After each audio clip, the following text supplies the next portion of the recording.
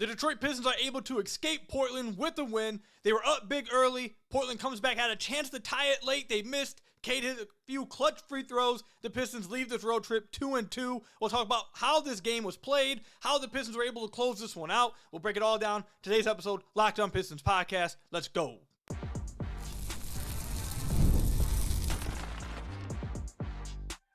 You are Locked On Pistons, your daily Detroit Pistons podcast, part of the Locked On Podcast Network, your team every day.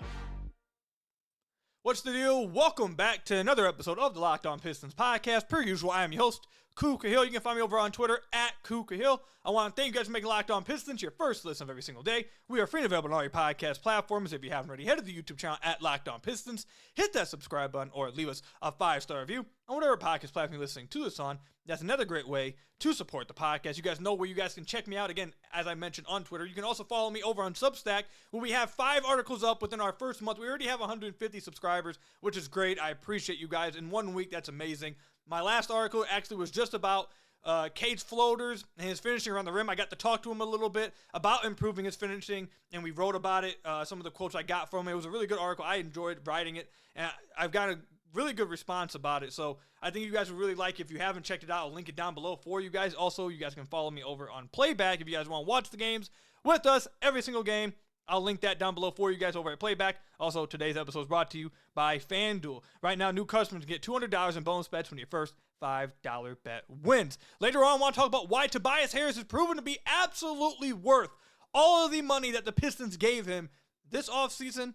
Also want to talk about Cade's turnovers, which have started to spike up and become a bit of an issue again. We'll talk about that later. But let's start with how they were able to escape with this win against the Portland Trail Blazers. Now, the Pistons leave this road trip. Remember, when we recorded a few, I believe it was last week, before this road trip started, I said 2-2 would be good. You leave 2-2, you've escaped. It was a long road trip. Would you have liked to go 3-1? Would you have liked to be able to beat the Clippers? Would you have liked to be able to beat the Warriors? Obviously. But a long road trip to go 500 during it, you'll take that. That's good. Under 500 would have been really rough. That would have been bad. But they were able to split, go 2-2, make it out okay. I think that's good. 3-1 would have been fantastic, but 2-2, that's, you'll take that. They beat the Portland Trail Blazers 119-112. And by the way, Portland is not some pushover team. Chauncey has them playing some really good basketball the last month and a half, 2 months. We even talked about on Locked On NBA last week when I was hosting it, about whether Portland could actually catch the 10th seed in the Western Conference. That's how good they've been playing. So this isn't some just easy win. They're playing some really good basketball over there.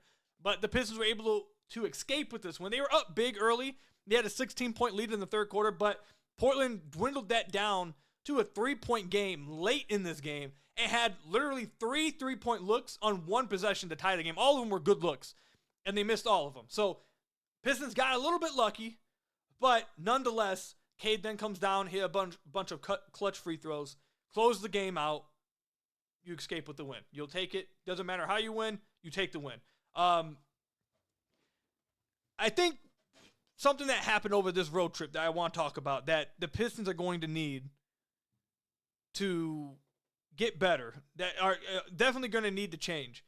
Ausar Thompson was not very good during this road trip. He dealt with foul trouble each game during this road trip, and therefore he was not able to really impact the game how he usually impacts the game. Now, look, even in 20 minutes tonight, he was a team high plus 14. So when he's on the floor, you're still getting, the impact that we all expect, but he got the 30-minute restriction taken off. He's able to play 30-plus now, but he just wasn't able to even come close to that because he's been dealing with foul trouble consistently. I mean, this was 5 fouls in this game. He had 5 fouls in the previous game as well. And therefore, obviously, like I said, you haven't been able to get him. He hasn't been able to stay on the floor as long as you've liked him to be. He hasn't been as aggressive on the offensive end of the floor. He started off with a really good game against Utah, and then he's really struggled against the Clippers, the Warriors, and this game against the Blazers. If the Pistons want to make a push for that 4th seed, 5th seed, they need Ausar to stay out of foul trouble, and they need him to play like the guy he was playing for a good 2 months. This road trip, the last 3 games, was not a very good road trip for him. So hopefully it's just a stretch. Get out of foul trouble. 5 fouls in this game, 5 fouls against the Warriors as well. Can't have that happening. Need him on the floor. But to go back positive a little bit, Isaiah Stewart, man. Isaiah Stewart. We'll talk about Cade a little later. We're going to talk about Tobias because he deserves a ton of credit. But Isaiah Stewart, man, 5 blocks in 19 minutes of action. 5 blocks. And I'm telling you guys right now, if you watch the games, he had 5 blocks, but also altered about like 4 or 5 more shots around the rim.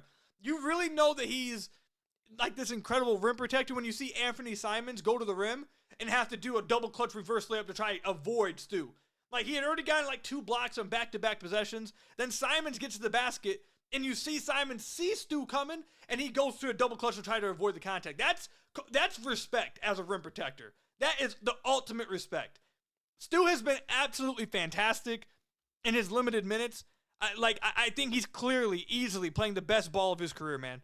Again, I know the numbers aren't eye-popping all the time, but I think he's clearly playing the best basketball of his career. And Danny Meringue tweeted this out of Portland, one of the Portland beat writers, one of the Portland radio hosts. He tweeted this out and sent it to me.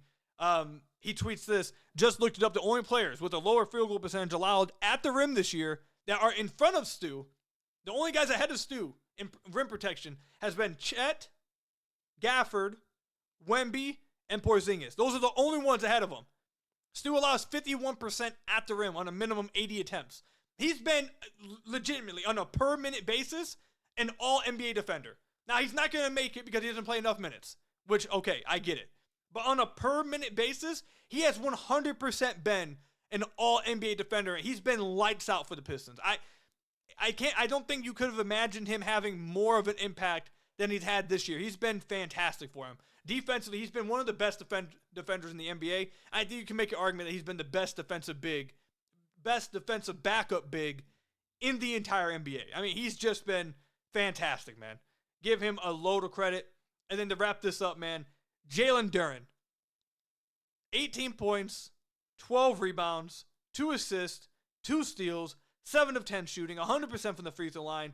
Had a monster dunk. Monster poster on Kamara, who Kamara got Stu really bad early in the game, and then Duren came down and got him right back with a vicious, just like Dwight Howard level poster off of oop. Just Duren's been, we've talked about him nonstop, man.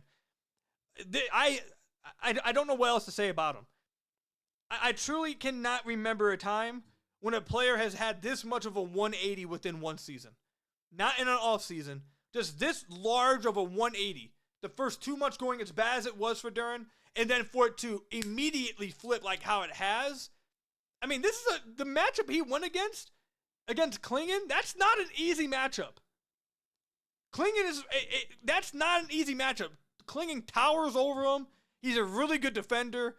Great length at the rim. Like, that's not an easy matchup.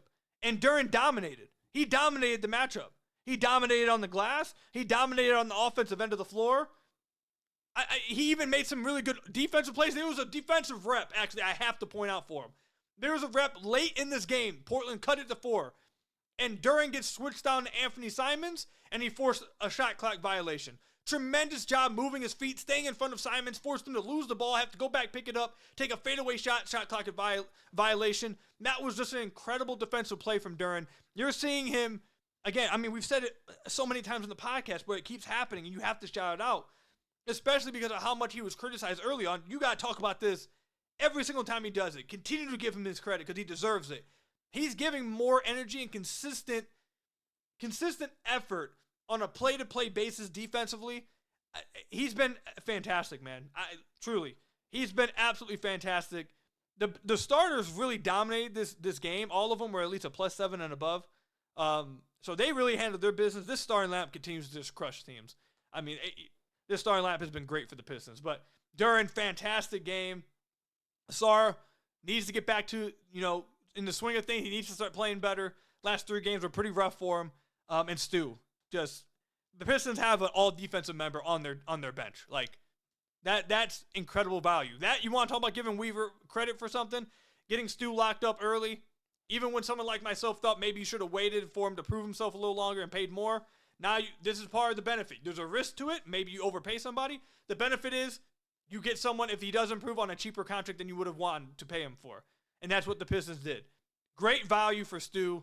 Pistons have some two really great value contracts coming off the bench in Beasley and Stu. So that's big time. But let me know in the comment section down below or over on Twitter at Kuka Hill how you guys felt about this game for the Detroit Pistons. They now move to 36 wins. They are now a game behind Milwaukee. Milwaukee just lost to the Cleveland Cavaliers, and they're now one loss behind, or one game behind Milwaukee for fourth. They're trying to catch up. They could have really made up some ground if they would have beat Golden State, but nonetheless, they're a game behind. Will they catch up? Let me know all that. Comment section down below or over on Twitter at Kuka Hill. Tobias Harris. We got to talk about, like, he has been not just steady. He has been really, really good the last month. Like, not just good. Like, legitimately really, really good. We'll talk about it coming up.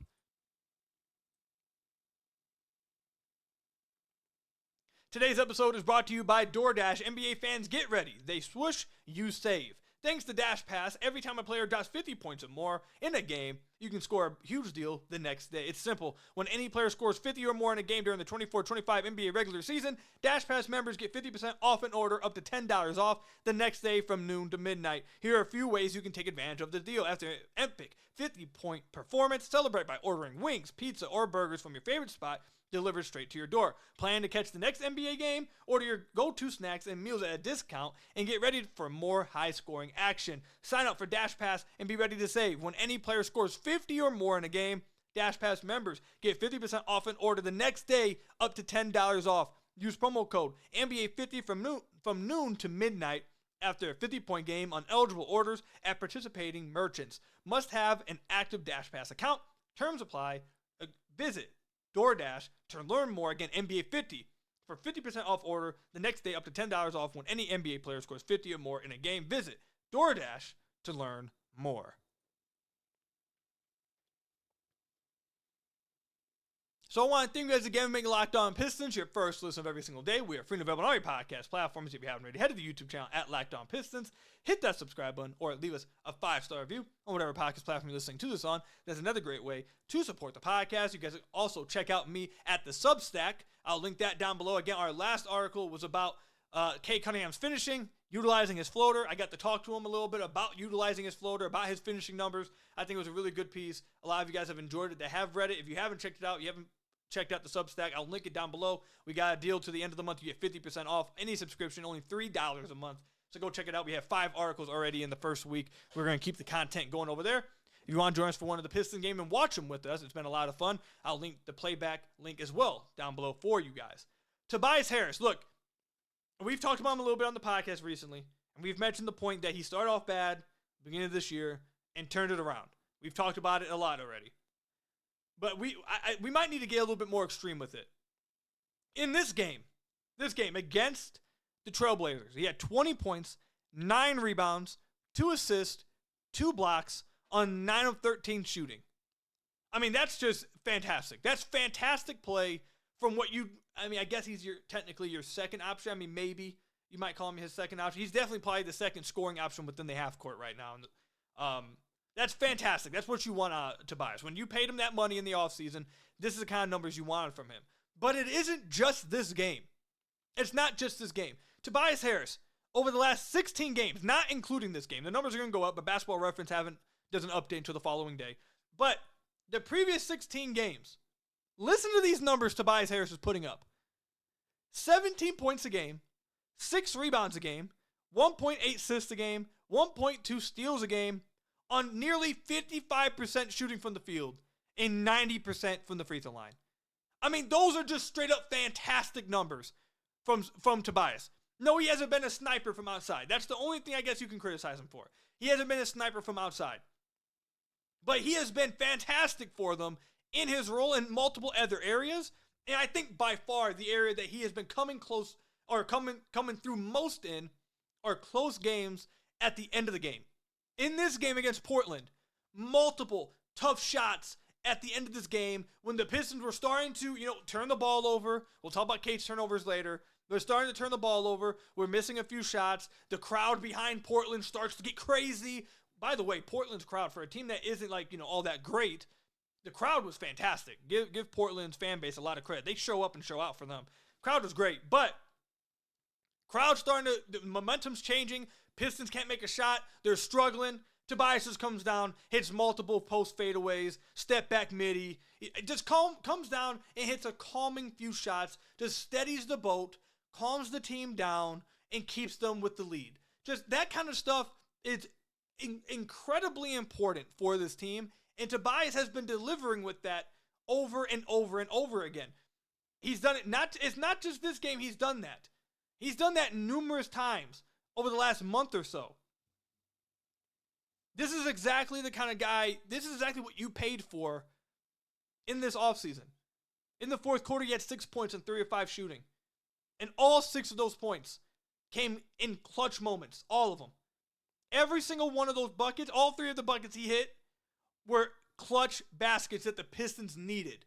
Not every bucket is the same. Not every scoring field goal is the same.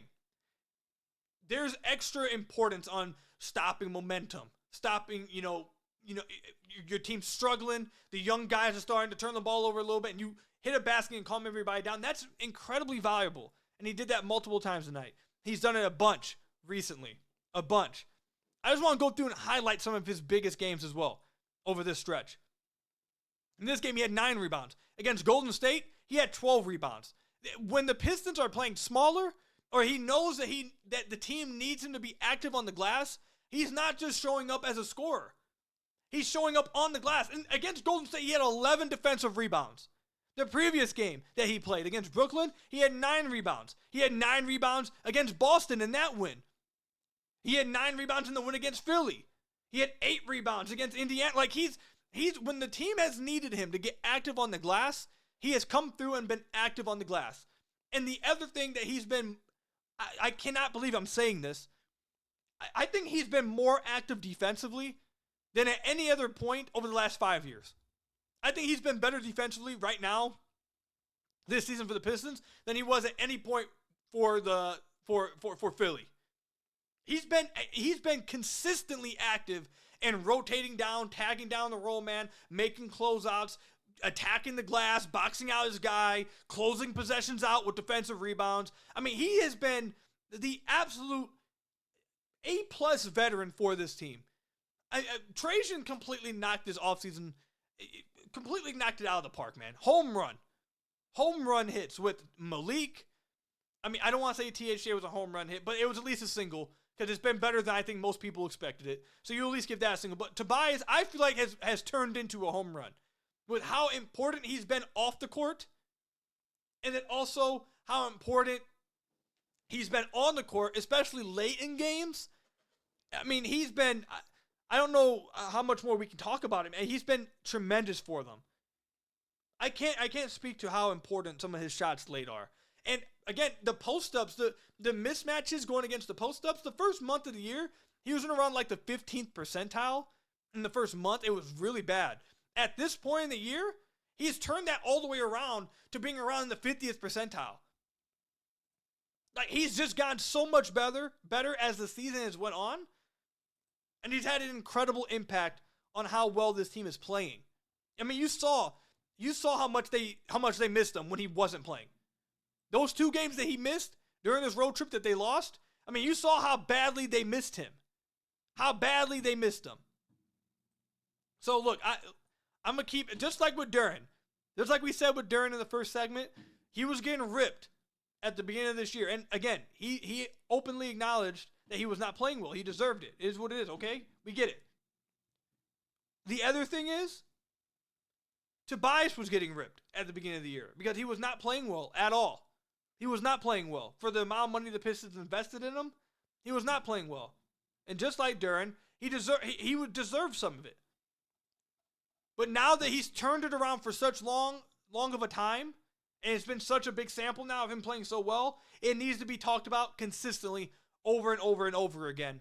Because the like they say, the respect needs to be, what is it? The respect needs to be just as loud as the criticism, or whatever it is, the payback, whatever the saying is.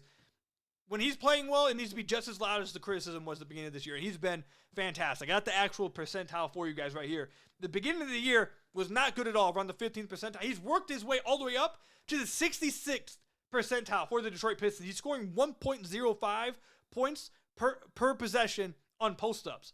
I mean, that's fantastic. That really is fantastic. These are the kind of names that he's around on these post-ups. Shai Gilgeous-Alexander's at 1.06. Sengun's at 1.06. Jaylen Brown's at 1.07. Randall's at 1.08. Vucevic is at 1.08. He's ahead of guys like DeMar DeRozan, ahead of guys like Jason Tatum at 1.01. Like, he's been the Tobias Harris post-up against mismatches has been one of the Pistons' most efficient offenses since January. And it comes through in the clutch for them in the fourth quarter. Tobias, clap it up for him. He's been fantastic for him. He's been great. In every way possible. Since January, he has been really great, and especially the last 16 games. I mean, those numbers right there, the last 16 games that we read earlier, those are the numbers you expected from Tobias when you signed him to that $25 million contract. He is living up to that contract. The team is winning because of it, and you see how much he has desperately missed during this road trip. So let me know in the comment section down below or over on Twitter at @KukaHill. How important do you guys think Tobias is? And do you guys appreciate now what Tobias is bringing? Do you guys think he's been as impactful as I'm saying I think he's been for the Pistons? Let me know all that. Comment section down below or over on Twitter at @KukaHill. When we come back, look, Cade is great. We all love Cade. Everyone knows I'm a huge fan of Cade's. I think he's going to be fantastic. However, the turnovers, they're back to getting a little out of hand, and they need to be cleaned up. We'll talk about that coming up.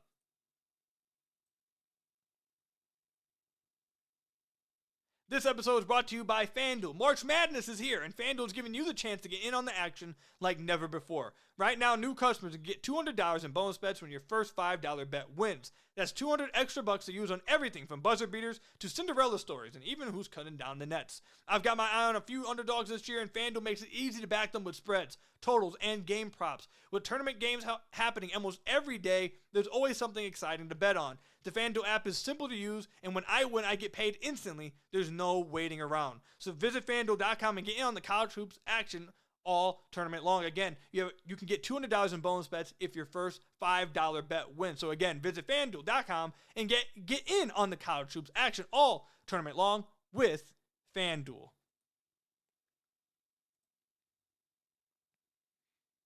So I want to thank you guys again for making Locked On Pistons your first listen of every single day. We are free and available on all your podcast platforms. If you haven't already, head to the YouTube channel at Locked On Pistons. Hit that subscribe button or leave us a 5-star review on whatever podcast platform you're listening to this on. That's another great way to support the podcast. Check out the Substack.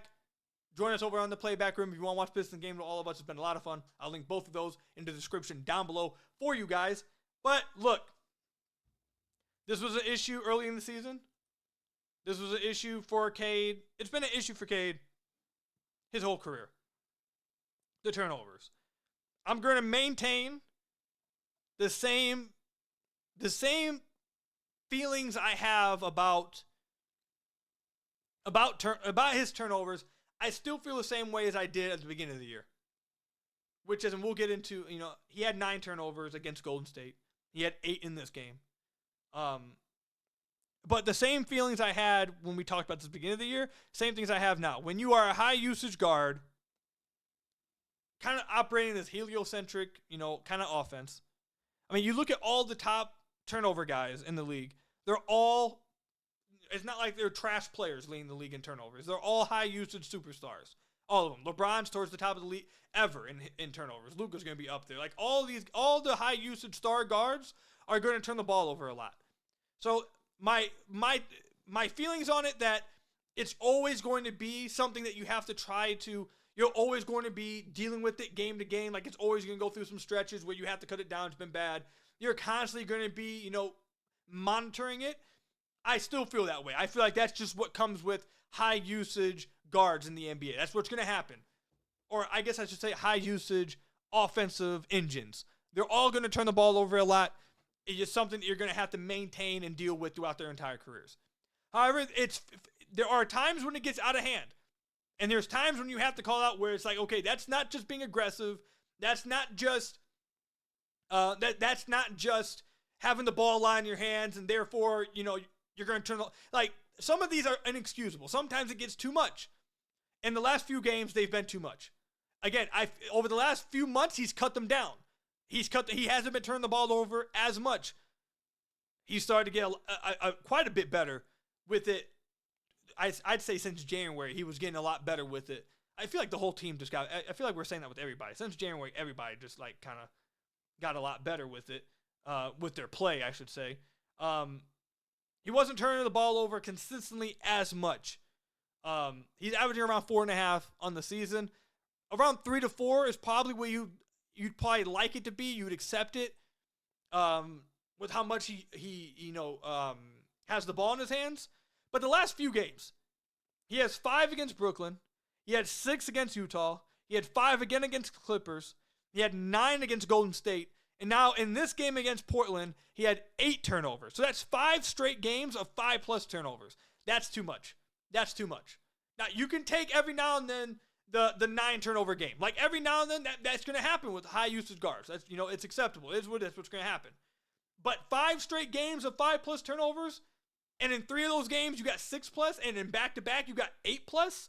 That's ridiculous. That's getting way too much, and especially how some of the turnovers are happening. Again, not all turnovers are created equal.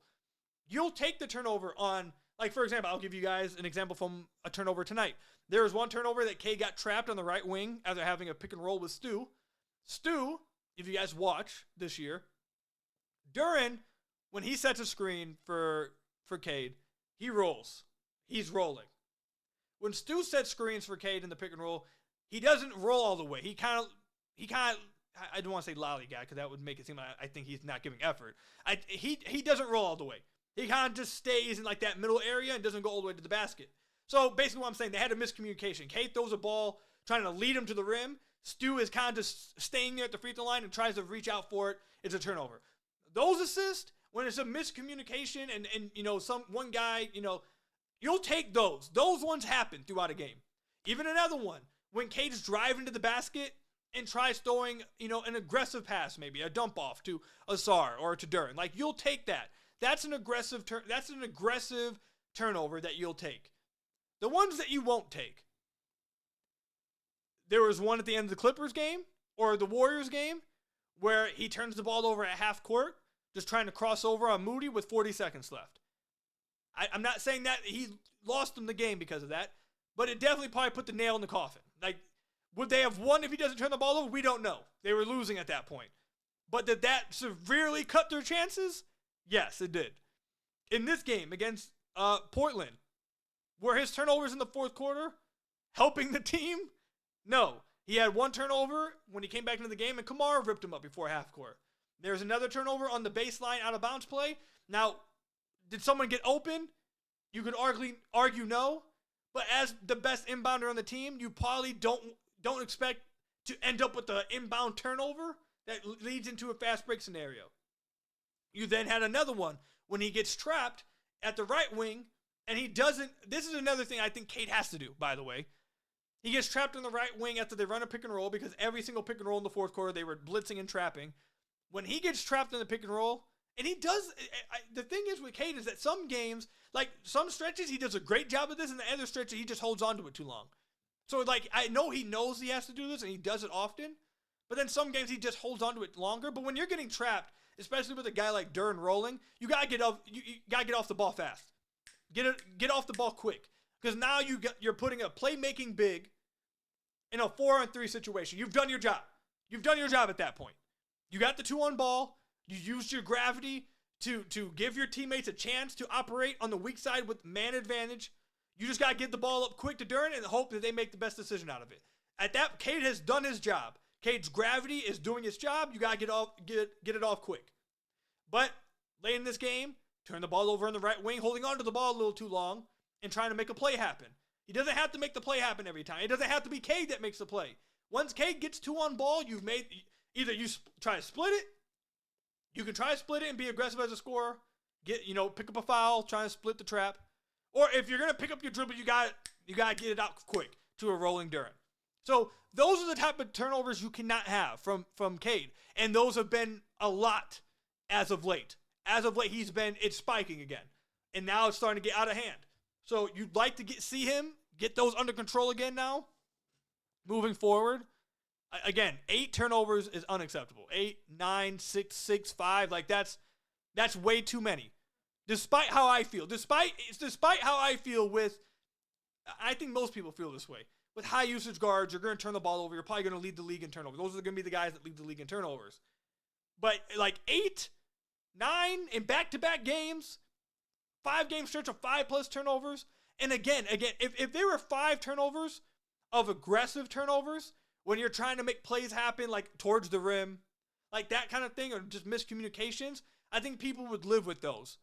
It's the lackadaisical ones that, for a lack of a better word, lackadaisical ones, and if you have a better word for it, I'm not trying to insinuate that Cade's not trying, but they appear lackadaisical turnovers where you're kind of just lobbing a pass, you're getting ripped up at half court, you're not really, the handle's not tight, you're not trying to, really, it seems like focusing on taking care of the ball at that moment, not getting off the ball quick enough when you get 2 on ball. Like those ones, you can't live with those ones, and especially in opportune times. He had a few of those in the fourth quarter here against the Blazers. We talked about the one at the end of the Warriors game. Those ones, you can't be having those at this type of moments. Now, I like JB, and he did start to do this late in the game. I think a little too late, but this was something they were doing 2 weeks ago, by the way. They were doing it consistently, and I was coming on the podcast talking about it, and they haven't done it a lot since. Like, if Cade's going to get pressured 94 feet by a Kamara type of defender, like Kamara's one of the best defenders in the league. If he's going to get pressed by a Kamara type of defender, I've referenced this all the time. Denver did this. JJ Redick talked about it on his podcast. Yes, I love JJ Redick's podcast. I think he's a genius, whatever. He talked about this a lot on his podcast. Denver did this 2 playoffs ago in their playoff run when they were getting threatened. I forget by which playoff team it was, but they were getting threatened by one of the teams. And a lot of it had to do with them getting pressed full court and Jamal Murray just being gassed by the time he gets to the 3-point line and sometimes turn the ball over because he's just getting pressed. Put the ball in Aaron Gordon's hand, let Aaron Gordon bring the ball up, get it off to Jamal in the half court, and now you're not dead tired trying to work against the defense for 94 feet. When this starts to happen, you see teams pressuring him like this full court, give it to Asar. Let Asar bring it up. Give it to someone else. Let them bring. You have Schroeder, which they did do at the end of the game. Bring Schroeder in. Let Schroeder bring the ball up the court and then get it to Cade in the half court and then let him play. They started to do it a little bit with Asar at the beginning of the fourth. They did it a lot with Schroeder at the end of the fourth. It hasn't happened as much lately. I think that really should be a consistent theme within the Pistons offense. Because I think it's clear for everyone watching that on the defensive game plan for teams is pressure Cade 94 feet, he'll cough off the ball. Like, I think that's just being honest. I think that's probably on the scouting report. Put pressure on him for 94 feet, make him see defense for the entire time up the court, and he will give you some free ones. He will turn the ball over some. You can pick his pocket at times. You'll frustrate him, get him mad, like that kind of stuff. Easy way to counter that. Put the ball in Asar's hand, let him bring the ball up the court, and then get it to Cade. Let Schroeder bring it up the court, then give it to Cade. I think that has to be a consistent counter in the Pistons game plan. But Cade, the lackadaisical turnovers, they can't keep happening. He's getting they're spiking way too much right now. He has to get control of them. I think he will. Again, like I said, I think it's something that you're just constantly going to have to be aware of and dealing with throughout someone like this' career. But they're spiking now at too much. Now it's time for it to start going back down. Like, we need the downslope to happen. So, but that's all I've got for you guys today. Thank you guys for making Locked On Pistons first listen of every single day. Free and available on all your podcast platforms. Hit that subscribe button to the YouTube channel. Leave us a 5-star review, whatever podcast platform you're listening to this on. Let me know what your guys' thoughts are on today's episode. Check me out over at Substack. Click the link down below for playback as well if you want to watch the Pistons game with us. We'll also be having some Elden Ring streams on Wednesday. The chat really wants me to play Elden Ring.